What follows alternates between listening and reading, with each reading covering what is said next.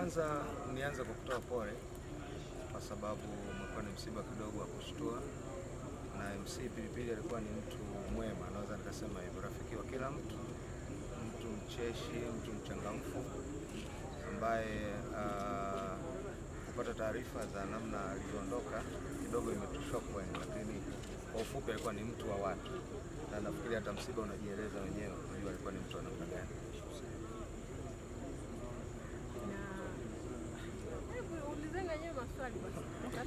Labda ni moment gani ambazo unazikumbuka kwa MC Pilipili?